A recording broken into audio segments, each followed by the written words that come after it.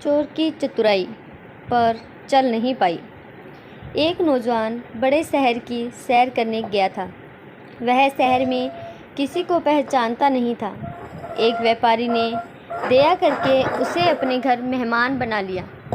उसने नौजवान को भोजन कराया और रात में सोने के लिए एक कमरा दे दिया। उस समय शहर में चोरों का बहुत आतंक था। सिपाही रात भर घूम घूम कर शहर में पहरा देते थे। इन पहरेदारों में एक सिपाही स्वयं चोर था। शहर में घूमते फिरते वह छोटी मोटी चोरियां कर लिया करता था। वह चोर सिपाही रात में उस व्यापारी के घर में आ गया जहां वह नौजवान ठहरा हुआ था। उसने उसी कमरे में सेंधा लगाई जहां नौजवान सो रहा था।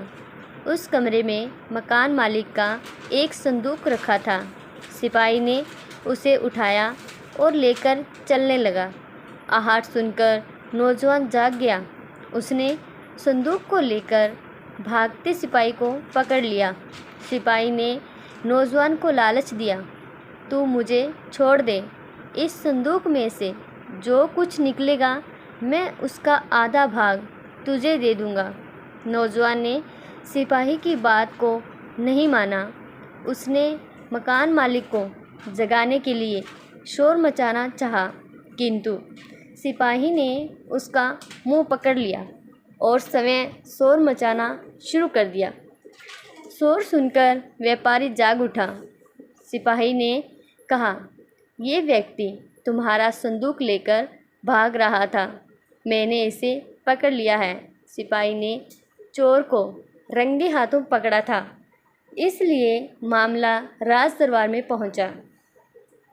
व्यापारी, नौजवान और सिपाही को राजा के सामने हाजिर किया गया। राजा ने सबसे पहले अपने एक विश्वासपात्र व्यक्ति को अपने पास बुलाया। उन्होंने उसके कान में कुछ कहा और उसे बाहर भेज दिया। इसके बाद उन्होंने सिपाही और नौजवान को अपने पास बुलाया और दोनों से पूछताछ करने लगा। कुछ देर बाद राजा द्वारा भेजा गया आदमी दौड़ता हुआ आया। उसने राजा से कहा, हजूर, मैं और मेरा बेटा महादेव के मंदिर में दर्शन करने गए थे। मंदिर से बाहर निकलते समय मेरा बेटा बेहोश हो गया और वहीं गिर गया। उसे वहां से उठाकर हकीम के पास ले जाना है। क्या आप इसके लिए मुझे 2 आदमी देंगे? राजा ने कहा, तुम यहीं खड़े रहो, मुझे तुमसे ज़रूरी काम है।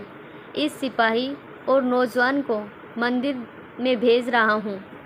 ये तुम्हारे बेटे को मंदिर से उठाकर यहाँ ले आएंगे। नौजवान और सिपाही मंदिर में पहुँचे। उन्होंने वहाँ बेहोश पड़े लड़के को उठा लिया।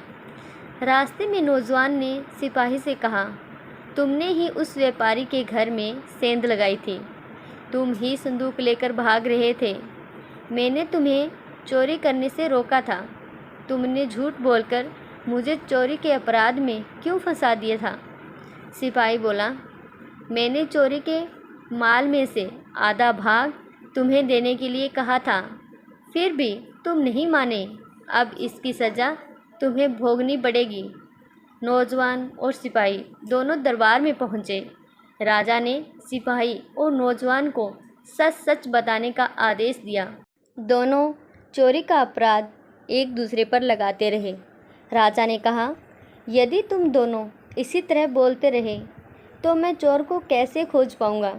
राजा का प्रश्न सुनकर बेहोश पड़ा लड़का उठ खड़ा हुआ। उसने राजा से कहा, श्रीमान, ये सिपाही ही असली चोर है। इसने नौजवान को चोरी के अपराध में झूठा फंसा दिया है। इसके बाद उसने सिपाही और नौजवान के बीच हुई बातचीत को सुना दिया। राजा ने नौजवान को आदरपूर्वक छोड़ दिया और सिपाही को जेल भेज दिया गया। ये छोटी सी कहानी आपको कैसी लगी हमें कमेंट कर ज़रूर बताएं। और यदि आप इस चैनल पर नए हैं तो इस चैनल को सब्सक्राइब ज़रूर करें।